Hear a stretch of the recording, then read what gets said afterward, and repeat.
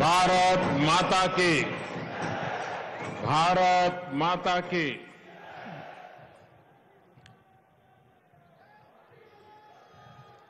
मुंबईतील माझ्या सर्व बंधू आणि भगिनींना माझा नमस्कार। महाराष्ट्र के राज्यपाल श्रीमान भगत सिंह कोश्यारी जी, मुख्यमंत्री श्रीमान एकनाथ शिंदे जी, उप मुख्यमंत्री श्रीमान देवेंद्र फडणवीस जी,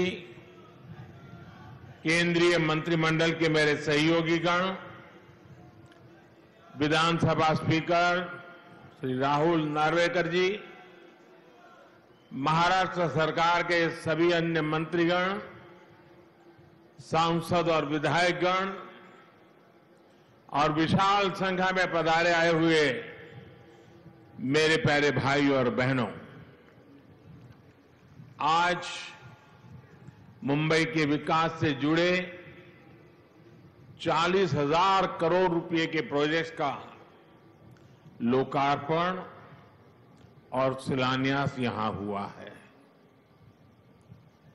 मुंबई के लिए बेहद जरूरी मेट्रो हो, छत्रपति शिवाजी टर्मिनस के आधुनिकीकरण का काम हो, सड़कों में सुधार का बहुत बड़ा प्रोजेक्ट हो और बाला साहब ठाकरे जी के नाम से आपला दवाखाने की शुरुआत हो, ये मुंबई शहर को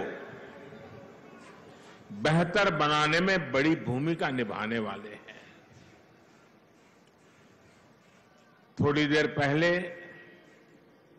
मुंबई के स्ट्रीट वेंडर्स को भी पीएम स्वनिधि योजना के तहत बैंक खातों में पैसा पहुंचा है। ऐसे सभी लाभार्थियों को और हर मुंबईकर को मैं बहुत बहुत बधाई देता हूं। भाई और बहनों, आजादी के बाद पहली बार आज भारत बड़े सपने देखने और उन सपनों को पूरा करने का साहस कर रहा है। वरना हमारे यहां तो पिछली सदी का एक लंबा कालखंड सिर्फ और सिर्फ गरीबी की चर्चा करना, दुनिया से मदद मांगना, जैसे तैसे गुजारा करने में ही बीत गया। ये भी आजाद भारत के इतिहास में पहली बार हो रहा है जब दुनिया को भी भारत के बड़े बड़े संकल्पों पर भरोसा है। इसलिए आजादी के अमृत काल में विकसित भारत के निर्माण की जितनी उत्सुकता भारतीयों को है, उतना ही आशावाद दुनिया में भी दिख रहा है। और अभी शिंदे जी दावोस का अपना अनुभव वर्णन कर रहे थे। ये सब जगह पे यही अनुभव आ रहा है। भारत को लेकर दुनिया में इतनी पॉजिटिविटी इसलिए है क्योंकि आज सबको लगता है कि भारत अपने सामर्थ्य का बहुत ही उत्तम तरीके से सदुपयोग कर रहा है। आज हर किसी को लग रहा है कि भारत वो कर रहा है जो तेज विकास के लिए, समृद्धि के लिए बहुत आवश्यक है। आज भारत अभूतपूर्व आत्मविश्वास से भरा हुआ है। छत्रपति शिवाजी महाराज की प्रेरणा से स्वराज और सुराज की भावना आज के हिंदुस्तान में डबल इंजन सरकार में प्रबल रूप से प्रकट होती है। भाई और बहनों, हमने वो समय देखा है जब गरीब के कल्याण के पैसे घोटालों की भेंट चढ़ जाते थे। टैक्स पेयर से मिले टैक्स को लेकर संवेदनशीलता का नामो निशान नहीं था। इसका नुकसान करोड़ों करोड़ों देशवासियों को उठाना पड़ा। बीते 8 वर्षों में हमने इस अप्रोच को बदला है। आज भारत फ्यूचरिस्टिक सोच और मॉडर्न अप्रोच के साथ अपने फिजिकल और सोशल इंफ्रास्ट्रक्चर पर खर्च कर रहा है। आज देश में एक तरफ घर, टॉयलेट, बिजली, पानी, कुकिंग गैस, मुफ्त इलाज, medical college, AIIMS, IIT, IIM जैसी सुविधाओं का तेज गति से निर्माण हो रहा है। वहीं दूसरी तरफ आधुनिक कनेक्टिविटी पर भी उतना ही जोर है। जिस प्रकार के आधुनिक इंफ्रास्ट्रक्चर की कभी कल्पना होती थी, आज वैसा इंफ्रास्ट्रक्चर देश में बन रहा है। यानी देश में आज की जरूरत और भविष्य में समृद्धि की संभावनाओं दोनों पर एक साथ काम चल रहा है। दुनिया की बड़ी बड़ी अर्थव्यवस्थाएं आज बेहाल है, लेकिन ऐसे मुश्किल समय में भी भारत 80 करोड़ से अधिक देशवासियों को मुफ्त राशन देकर के कभी भी उनके घर का चूल्हा बुझने नहीं देता है। ऐसे माहौल में भी भारत इंफ्रास्ट्रक्चर के निर्माण पर अभूतपूर्व निवेश कर रहा है। ये आज के भारत की प्रतिबद्धता को दिखाता है। विकसित भारत के हमारे संकल्प का प्रतिबिंब है। भाइयों और बहनों, विकसित भारत के निर्माण में हमारे शहरों की भूमिका सबसे अहम है। इसमें भी अगर हम महाराष्ट्र की बात करें तो आने वाले 25 वर्षों में राज्य के अनेक शहर भारत की ग्रोथ को गति देने वाले हैं। इसलिए मुंबई को भविष्य के लिए भी तैयार करना ये डबल इंजन सरकार की प्राथमिकता है। हमारी ये प्रतिबद्धता मुंबई में मेट्रो नेटवर्क के विस्तार में भी दिखती है। 2014 तक मुंबई में सिर्फ 10-11 किलोमीटर तक मेट्रो चलती थी। जैसे ही आपने डबल इंजन सरकार बनाई, वैसे ही इसका तेजी से विस्तार हुआ है। कुछ समय के लिए काम धीमा जरूर हुआ, लेकिन शिंदे जी और देवेंद्र जी की जोड़ी के आते ही अब फिर तेजी से काम होने लगा है। मुंबई में 300 किलोमीटर के नेटवर्क की तरफ हम तेज गति से आगे बढ़ रहे हैं। साथियों, आज देश भर में रेलवे को आधुनिक बनाने के लिए मिशन मोड पर काम चल रहा है। मुंबई लोकल और महाराष्ट्र की रेल कनेक्टिविटी को भी इससे फायदा हो रहा है। डबल इंजन सरकार सामान्य मानवी को भी वही आधुनिक सुविधा, वही साफ सफाई, उसी तेज रफ्तार का अनुभव देना चाहती है जो कभी साधन संपन्न लोगों को ही मिलती थी। इसलिए आज रेलवे स्टेशनों को भी एयरपोर्ट की तरह ही विकसित किया जा रहा है। अब देश के सबसे पुराने रेलवे स्टेशनों में से एक छत्रपति शिवाजी महाराज टर्मिनस का भी कायाकल्प होने जा रहा है। हमारी ये धरोहर अब 21वीं सदी के भारत की शान के रूप में भी विकसित होने जा रहा है। यहां लोकल और लंबी दूरी की ट्रेनों के लिए अलग अलग सुविधाएं बनेगी। लक्ष्य यही है कि सामान्य यात्रियों को बेहतर सुविधा मिले, काम के लिए आना जाना आसान हो। ये स्टेशन सिर्फ रेलवे की सुविधाओं तक सीमित नहीं रहेगा, बल्कि ये मल्टी मॉडल कनेक्टिविटी का भी हब होगा।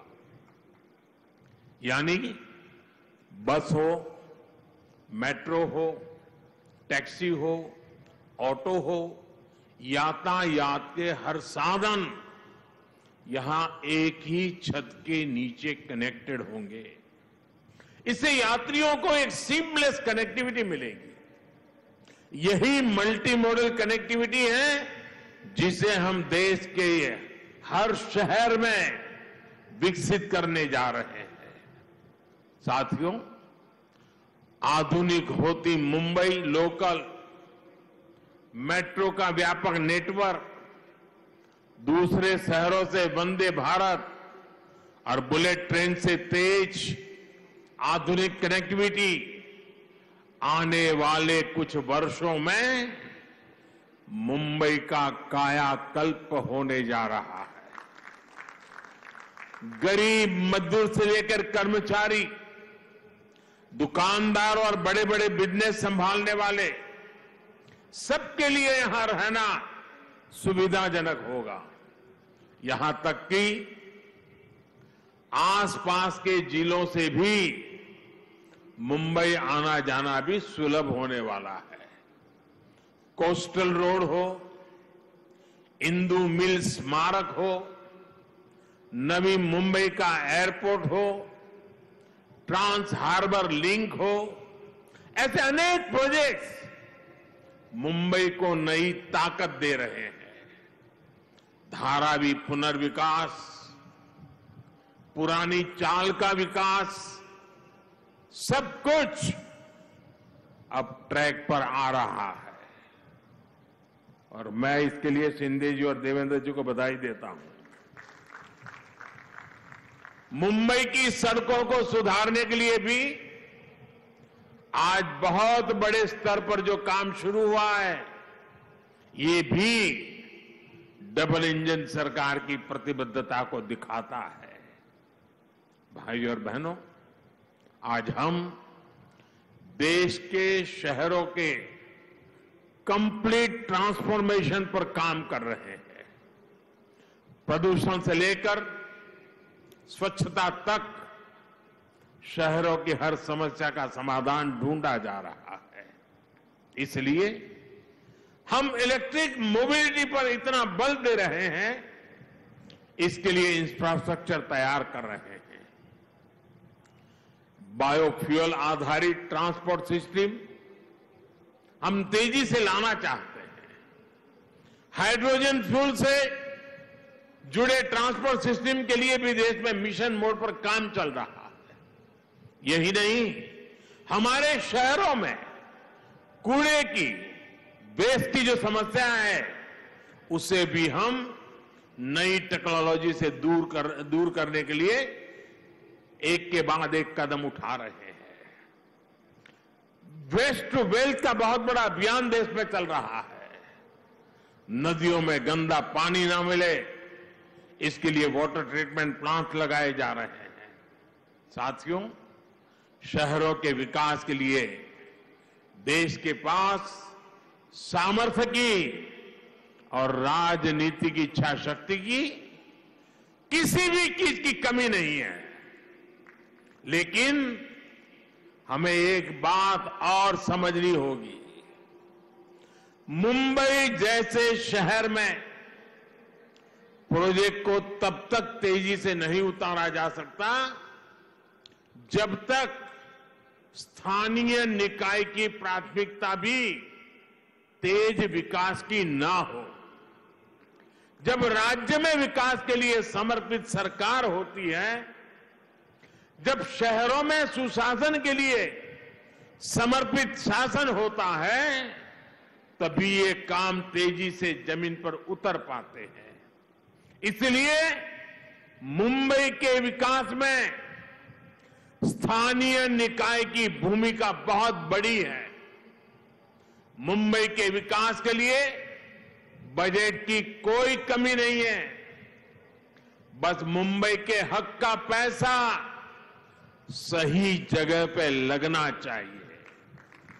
अगर वो भ्रष्टाचार में लगेगा, पैसा बैंकों की तिजोरी में बंद पड़ा रहेगा, विकास के काम को रोकने की प्रवृत्ति होगी, तो फिर मुंबई का भविष्य उज्जवल कैसे होगा। मुंबई के लोग, यहां के सामान्य जन परेशानियां झेलते रहे, ये शहर विकास के लिए तरसता रहे। ये स्थिति 21वीं सदी के भारत में कभी भी स्वीकार्य नहीं हो सकती है और शिवाजी महाराज के महाराष्ट्र में तो कभी नहीं हो सकती है। मैं मुंबई के लोगों की हर परेशानी को समझते हुए बहुत बड़ी जिम्मेवारी के साथ इस बात को रख रहा हूं। भाजपा की सरकार हो, एनडीए की सरकार हो, कभी विकास के आगे राजनीति को नहीं आने देती। विकास हमारे लिए सबसे बड़ी प्राथमिकता है। अपने राजनीतिक स्वार्थ की सिद्धि के लिए भाजपा और एनडीए की सरकारें कभी विकास के कार्यों पर ब्रेक नहीं लगाती। लेकिन हमने पहले के समय मुंबई में ऐसा होते बार बार देखा है। पीएम स्वनिधि योजना भी इसका एक उदाहरण है। हमारे शहरों में रेहड़ी वाले, पटरी वाले, ठेले वाले, ये काम करने वाले साथी जो शहर की अर्थव्यवस्था का अहम हिस्सा है, उनके लिए हमने पहली बार योजना चलाई। हमने इन छोटे व्यापारियों के लिए बैंकों से सस्ता और बिना गारंटी का ऋण निश्चित किया। देश भर में लगभग 35 लाख रेहड़ी पटरी वालों को इसका लाभ मिल चुका है। इसके तहत महाराष्ट्र में भी 5 लाख साथियों को ऋण स्वीकृत हो चुके हैं। आज भी 1 लाख से अधिक साथियों के बैंक खाते में सीधे पैसे जमा हो गए हैं। ये काम बहुत पहले होना चाहिए था, लेकिन बीच के कुछ समय में डबल इंजन की सरकार न होने के कारण हर काम में अड़ंगे डाले गए, रुकावटें पैदा की गई, जिसका नुकसान इन सभी लाभार्थियों को उठाना पड़ा। ऐसा फिर ना हो, इसलिए जरूरी है कि दिल्ली से लेकर महाराष्ट्र और मुंबई तक सबका प्रयास लगे, बेहतर तालमेल वाली व्यवस्था बने। साथियों, हमें याद रखना है कि स्वनिधि योजना सिर्फ लोन देने की योजना भर नहीं है, बल्कि ये रेहड़ी पटरी और ठेले वाले हमारे साथियों का आर्थिक सामर्थ्य बढ़ाने का अभियान है। ये स्वनिधि स्वाभिमान की जड़ी बूटी है। मुझे बताया गया है कि स्वनिधि के लाभार्थियों को डिजिटल लेन देन की ट्रेनिंग के लिए मुंबई में 325 कैंप लगाए गए, जिसके चलते हमारे रेहड़ी पटरी वाले हजारों साथी डिजिटल लेन देन शुरू कर चुके हैं। ये सुनकर अनेक लोग चौंक जाएंगे कि इतने कम समय में देश भर में स्वनिधि योजना के लाभार्थियों ने करीब करीब 50,000 करोड़ रुपए का डिजिटल ट्रांजैक्शन किया है। जिनको हम अनपढ़ मानते हैं, जिनको हम लोग किसी भी भाषा में अपमानित करते रहते हैं, उन मेरे छोटे छोटे साथियों ने जो आज मेरे सामने बैठे हैं, ये रेहड़ी पटरी वालों ने ऑनलाइन मोबाइल से 50,000 करोड़ रुपए का काम किया है। और उनका ये पराक्रम, उनका परिवर्तन का ये मार्ग निराशावादियों के लिए बहुत बड़ा जवाब है, जो कहते थे कि रेहड़ी ठेले पर डिजिटल पेमेंट कैसे होगी। डिजिटल इंडिया की सफलता इस बात का उदाहरण है कि जब सबका प्रयास लगता है तो असंभव कुछ भी नहीं होता है। सबका प्रयास की इसी भावना से हम मिलकर मुंबई को विकास की नई ऊंचाई पर ले जाएंगे। और मैं मेरे रेहड़ी पटरी वाले भाइयों से मैं कहना चाहता हूं, आप मेरे साथ चलिए। आप 10 कदम चलेंगे तो मैं 11 कदम चलूंगा आपके लिए।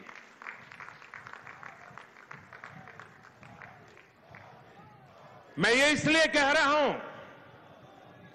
कि हमारे रेहड़ी पटरी वाले भाई बहन साहूकार के पास पैसे ब्याज लेने के लिए जाते थे। दिन भर व्यापार करने के लिए उसको 1,000 रुपए की जरूरत है, वो देने से पहले 100 काट लेता था, 900 देता था। और शाम को जाकर के अगर 1,000 वापिस नहीं लौटाए तो उसको दूसरे दिन पैसे नहीं मिलते थे। और कभी अगर अपना माल नहीं बिका, 1,000 रुपया नहीं दे पाया तो ब्याज बढ़ जाता था। रात को बच्चे भूखे सोते थे। इन सब मुसीबतों से आपको बचाने के लिए स्वनिधि योजना है। और साथियों, जितना ज्यादा आप डिजिटल उपयोग करोगे, थोक में लेने जाओगे उसको भी डिजिटल पेमेंट करो, जहां पर बेचते हो वहां भी लोगों को कहो भाई डिजिटल पेमेंट करो, तो स्थिति ये आएगी कि आपको ब्याज का एक नया पैसा नहीं लगेगा। आप कल्पना कर सकते हैं कि आपके कितने पैसे बचेंगे। आपके बच्चों की शिक्षा के लिए, आपके बच्चों के भविष्य के लिए कितना बड़ा काम होने वाला है। इसलिए मैं कहता हूं साथियों, मैं आपके साथ खड़ा हूं। आप 10 कदम चले, मैं 11 चलने के लिए तैयार हूं, वादा करने आया हूं। आपके उज्जवल भविष्य के लिए मैं आज आपसे आंख में आंख मिला करके ये वादा करने मुंबई की धरती पे आया हूं साथियों। और मुझे भरोसा है कि इन छोटे छोटे लोगों के पुरुषार्थ और परिश्रम से देश नई ऊंचाइयों को पार करके रहेगा। इसी विश्वास को लेकर के जब मैं आज फिर एक बार आपके पास आया हूं, मैं सभी लाभार्थियों को, सभी मुंबईकरों को, पूरे महाराष्ट्र को, और मुंबई तो देश की धड़कन है, पूरे देशवासियों को भी मैं इस विकास कार्यों के लिए बधाई देता हूं। शिंदे जी और देवेंद्र जी की जोड़ी आपके सपनों को साकार करेगी, ये मेरा पूरा विश्वास है। बोलो भारत माता की, भारत माता की। बहुत बहुत धन्यवाद। आपका संबोधन सौगात के रूप में बरकरार हो रहेगा। मैं दिल की गहराइयों से आपका आभार ज्ञापित करती हूं। धन्यवाद।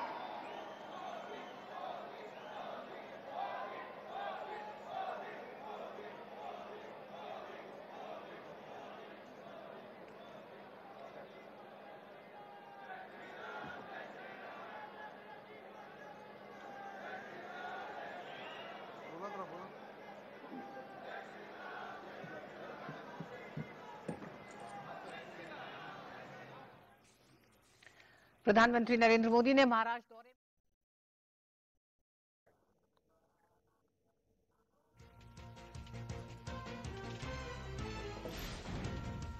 शिवरायांच्या महाराष्ट्रात भ्रष्टाचार खपून घेतला जाणार नाही, पंतप्रधान नरेंद्र मोदी यांचं मुंबईत वक्तव्य.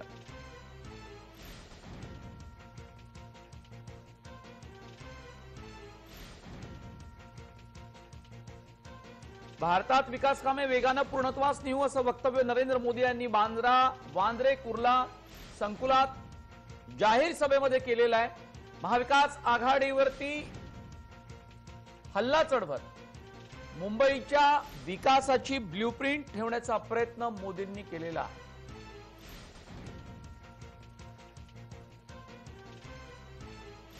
भारताच्या सामर्थ्याची जगात चर्चा सुरू असल्याचं पंतप्रधान नरेंद्र मोदी यांनी म्हटलेलं आहे.